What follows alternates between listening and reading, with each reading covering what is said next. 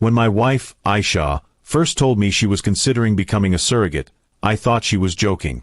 But when she added that the couple in question was none other than her wealthy boss and his wife, the seriousness of it hit me like a brick. She looked me in the eye and said, "It's my body, my choice." I sat in silence, stunned by her words, trying to process what kind of marriage we were living in if she could make a life-altering decision without even considering me. She defended herself endlessly, saying it was a noble act, that she was helping a family who couldn't have children. But I couldn't shake the feeling that there was more to it. The money they were offering was huge, enough to change our lifestyle overnight. I knew deep down her decision wasn't just about helping someone, it was about the temptation of wealth and status. The weeks that followed were a nightmare. I watched as she went to countless doctor appointments, often accompanied by her boss's wife, while I stayed home feeling like an outsider in my own marriage. Every time she came home, she talked about how kind and generous her boss was, how grateful his wife was. The more she spoke of them, the more it felt like she was living in their world and leaving me behind in mine. I began noticing changes in her behavior. She dressed better, carried herself differently, and even seemed to glow in ways I hadn't seen before. She claimed it was just the hormones and the attention she was getting from the clinic, but I could see it clearly. She was enjoying the luxury, the treatment, and most of all, the closeness with her boss's family.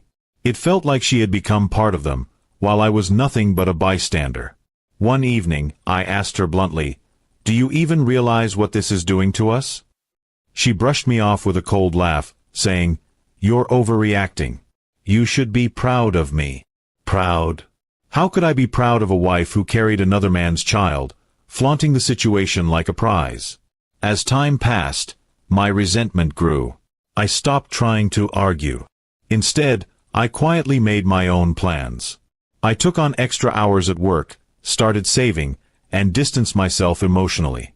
I knew that once this child was born, things would never be the same between us. She thought she was securing a future for us with the money, but she didn't see the cracks she was carving into our marriage. The day of delivery came, and her boss and his wife were there every step of the way. They celebrated like it was the best day of their lives, while I stood in the corner, watching my wife hand over a baby that was never ours. She looked proud, glowing with accomplishment. I looked at her and felt nothing but cold emptiness.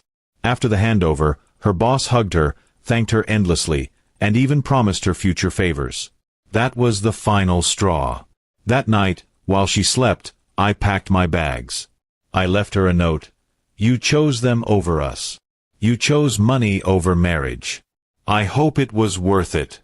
When she woke up the next morning and saw me gone, she called again and again, but I didn't answer. I had already moved to a small apartment and was determined to rebuild my life without her. She had made her choice, and now I was making mine. Weeks later, she showed up at my door in tears, begging me to return.